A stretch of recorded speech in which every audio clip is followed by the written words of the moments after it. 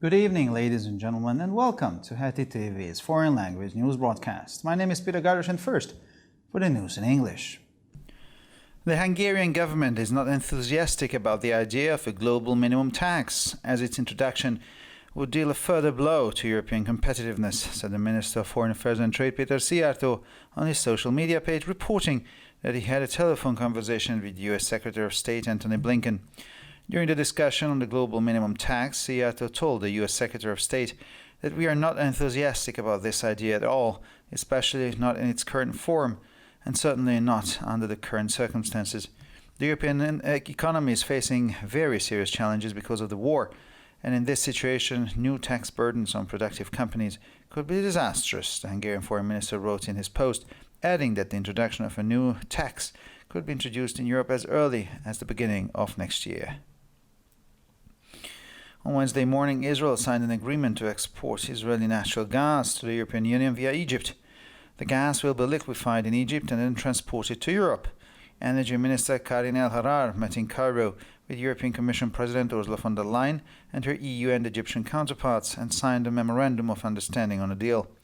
According to the signed memorandum of understanding, Israel, Egypt and the European Union recognize that natural gas will be used for energy purposes at least until 2030 and then gradually reduced in Europe until 2050, until EU member states commit a zero-carbon economy. It was also agreed that the EU will encourage European companies to participate in the competitive process of exploration and production of natural gas in the economic waters of Israel and Egypt. The European Union has told the Israelis that it is interested in seeing Israeli gas arrive in Europe before next winter instead of Russian gas.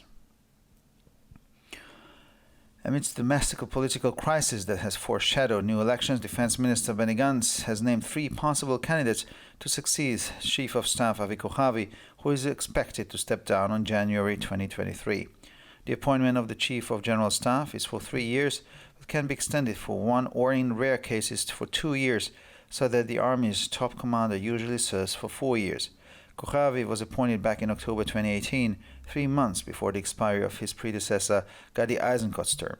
The nominees named by Gantz are Eyal Zamir, former Deputy Chief of Staff of the Army, currently working as a research fellow at the Washington think tank, Herzi Halevi, current Deputy Chief of Staff, and Yoel Streich, former commander of the military ground forces, who also served as an associate at another U.S. firm.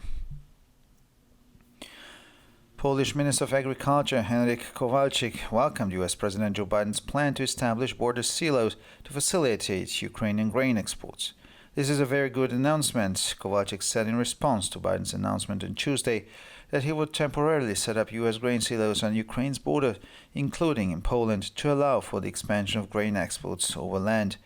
The U.S. president said this was one way of curbing the rise of food prices, which is also linked to Russia's attack on Ukraine and the blockade of Ukrainian ports. Kowalczyk said the silos could be set up within 3 to 4 months. And finally, for the weather, winds will pick up in the evening, becoming stronger in certain places of Hungary. The clouds will gradually decrease tomorrow with sunshine in the afternoon. The temperatures will average around 11 to 16 degrees Celsius in the morning and 23 to 28 degrees Celsius in the afternoon hours. For further news, please visit our websites at www.hetitv.com or broadpress.com. Thank you for your attention. So much for the news in English, and now for the news in German.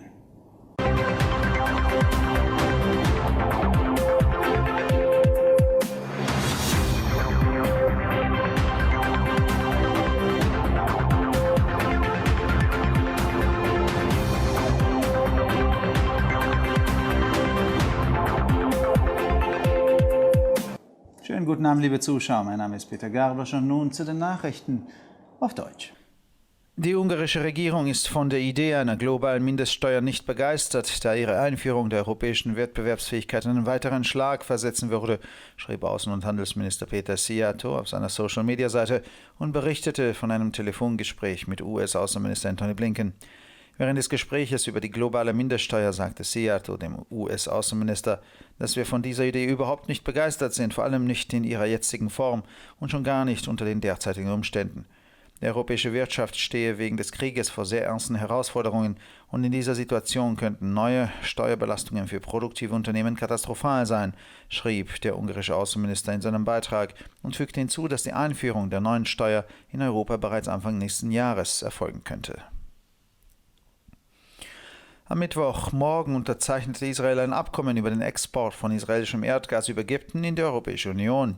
Das Gas wird in Ägypten verflüssigt und dann nach Europa transportiert. Energieministerin Karin El-Harar traf in Kairo mit der Präsidentin der Europäischen Kommission Ursula von der Leyen und ihren Amtskollegen aus der EU und Ägypten zusammen und unterzeichnete eine Absichtserklärung zu dem Abkommen. Laut der unterzeichneten Absichtserklärung erkennen Israel, Ägypten und die Europäische Union an, dass Erdgas mindestens bis 2030 für Energiezwecke verwendet und dann in Europa bis 2050 schrittweise reduziert werden wird, bis sich die EU-Mitgliedstaaten zu einer kohlenstofffreien Wirtschaft verpflichten. Ferner wurde vereinbart, dass die EU europäische Unternehmen dazu ermutigen wird, sich an dem wettbewerbsorientierten Prozess der Exploration und Förderung von Erdgas in den Wirtschaftsgewässern Israels und Ägyptens zu beteiligen. Die Europäische Union hat den Israels mitgeteilt, dass sie daran interessiert ist, dass israelisches Gas noch vor dem nächsten Winter anstelle vom russischen Gas nach Europa gelangt. Inmitten einer innenpolitischen Krise, die Neuwahlen andeutet, hat Verteidigungsminister Benny Gantz 3 mögliche Kandidaten für die Nachfolge von Generalstabschef Aviv Kochavi benannt, der voraussichtlich im Januar 2023 zurücktreten wird. Die Ernennung des Generalstabschefs erfolgt für 3 Jahre, kann aber um 1 oder in seltenen Fällen um 2 Jahre verlängert werden, sodass der oberste Befehlshaber der Armee in der Regel 4 Jahre in Amt ist. Kochavi wurde bereits im Oktober 2018 ernannt, 3 Monate vor dem Auslaufen der Amtszeit seines Vorgängers Gadi Eisenkot. Bei dem von Gantz benannten Kandidaten handelte es sich um Eyal Zamir, den ehemaligen stellvertretenden Generalstabschef der Armee, der derzeit als Forschungsstipendiat in einem Washingtoner Think Tank arbeitet, Herzi Halevi, den derzeitigen stellvertretenden Generalstabschef, und Joel Strick, dem ehemaligen Kommandeur der militärischen Bodentruppen, der auch als Mitarbeiter eines anderen US-Unternehmens tätig war. Der polnische Landwirtschaftsminister Henryk Kowalczyk begrüßte den Plan von US-Präsident Joe Biden, Grenzsilos zu errichten, um ukrainische Getreideexporte zu erleichtern. Dies ist eine sehr gute Ankündigung, sagte Kowalczyk als Reaktion auf Bidens Ankündigung vom Dienstag, vorübergehend US-Getreidesilos an den ukrainischen Grenzen auch in Polen zu errichten, um eine Ausweitung der Getreideexporte auf dem Landweg zu ermöglichen. Der US-Präsident sagte, dies sei eine Möglichkeit, den Anstieg der Lebensmittelpreise einzudämmen, der auch mit Russlands Angriff auf die Ukraine und der Blockade der ukrainischen Häfen zusammenhängt. Kowalczyk sagte, die Silos könnten innerhalb von 3 bis 4 Monaten aufgestellt werden. Und schließlich zum Wetter am Abend wird der Wind auffrischen und stellenweise stärker werden. Morgen nimmt die Bewölkung allmählich ab und am Nachmittag scheint die Sonne. Die Temperaturen liegen im Durchschnitt bei 11 bis 16 Grad am Morgen und zwischen 23 und 28 Grad am Nachmittag. Für weitere Nachrichten besichtigen Sie bitte unsere Webseiten www.hettitv.com sowie www.breuerpress.com.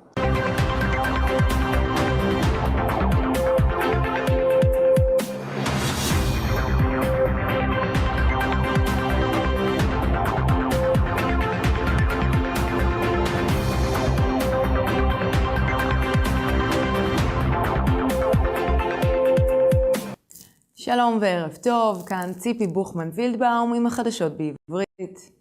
ממשלת הונגריה לא מתלהבת מהרעיון של מס מינימום עולמי והכנסתו תיתן מכה נוספת לתחרותיות האירופית. כך כתב שר החוץ פטר סיארטו ברשתות החברתיות ודיווח כי דיבר עם שר החוץ האמריקני אנטוני בלינקן בטלפון. פטר סיארטו אמר שבמהלך המשא ומתן בנושא מס מינימום הוא אמר לשר החוץ האמריקני: אנחנו בכלל לא מתלהבים מהרעיון הזה, במיוחד לא במתכונתו הנוכחית, לא בנסיבות הנוכחיות. כלכלת אירופה עומדת בפני אתגרים רציניים מאוד בעקבות המלחמה, ובמצב זה נטל המס החדש עלול להיות קטלני חברות יצרניות. כך כתב שר החוץ ההונגרי והוסיף כי הדבר יהיה קשה במיוחד אם הם רוצים לראות את הצגת המס באירופה כבר בתחילת השנה הבאה. ישראל חתמה ביום רביעי בבוקר על הסכם לייצוא גז טבעי ישראלי דרך מצרים לאיחוד האירופי. הגז יונזל במצרים ולאחר מכן יישלח לאירופה. שרת האנרגיה קארין אלחרר נפגשה עם נשיאת הנציבות האירופית אורסולה פון דר ליין ועם עמיתיה מהאיחוד האירופי ומצרים בקהיר, וחתמה על מזכר הבנות בנושא. על פי מזכר ההבנות שנחתם, ישראל, מצרים והאיחוד האירופי מכירים בכך שגז טבעי ישמש למטרות אנרגיה לפחות עד 2030 ושצריכתו באירופה תקטן בהדרגה עד 2050 עד שמדינות האיחוד האיחוד האירופי התחייבו לאפס פליטת פחמן. עוד סוכם כי האיחוד האירופי יעודד חברות אירופאיות לקחת חלק בתחרות לחיפוש והפקה של גז טבעי במים הטריטוריאליים של ישראל ומצרים. האיחוד האירופי אמר לצד הישראלי כי הוא מעוניין שהגז הישראלי יגיע במקום הגז הרוסי לאירופה בחורף הבא. על רקע המשבר הפוליטי הפנימי שחוזה על בחירות חדשות, שר הביטחון בני גנץ מינה 3 מועמדים אפשריים ליורשו של הרמטכ"ל אביב כוכבי, שצפוי לעזוב את תפקידו בינואר 2023. מינויו של הרמטכ"ל הוא ל3 שנים, אך ניתן להאריך אותו בשנה או במקרים נדירים בשנתיים, כך שמנהל הצבא מכהן בדרך כלל למשך 4 שנים. כוכבי מונה עוד באוקטובר 2018, 3 חודשים לפני תום המנדט של קודמו, גדי איזנקוט. בין המועמדים שהוצאו על ידי גנץ נמנים אייל זמיר, לשעבר סגן הרמטכ"ל, העובד כיום כעמית מחקר בצוות החשיבה בוושינגטון, הרצי הלוי, סגן הרמטכ"ל הנוכחי, ויואל סטריק, לשעבר מפקד זרוע היבשה של הצבא, שעבד גם בחברה האמריקאית. הנרי קולביץ', שר החקלאות הפולני, בירך על התוכנית של נשיא ארצות הברית ג'ו ביידן לבנות ממגורות חוצות גבולות כדי להגביר את ייצוא התבואה האוקראיני. זו הודעה טובה מאוד, כך הגיב קולביץ' לעובדה שביידן קבע ביום שלישי כי ממגורות תבואה אמריקאיות יוקמו זמנית בגבולות אוקראינה, כולל פולין, כדי לאפשר את הגברת ייצוא התבואה ביבשת. לדברי נשיא ארצות הברית, זו אחת הדרכים לבלום עליית מחירי המזון, שקשורה גם למתקפה הרוסית ולחסימה של נמלי אוקראינה. לדברי קולביץ', בניית ממגורות אפשרית בתוך 3 עד 4 חודשים. ועכשיו נעבור תחזית מזג האוויר. בערב הרוח תתחזק במספר מקומות, העננים יפחתו בהדרגה מחר והשמש תצא עד הצהריים. הטמפרטורות חזויות להיות סביב 11 עד 16 מעלות בבוקר ו-23 עד 28 מעלות אחר הצהריים. לחדשות נוספות, אנא בקרו באתרי האינטרנט שלנו etitv.com או broyerpress.com. עד כאן החדשות, תודה שהייתם איתנו ושיהיה המשך ערב נעים.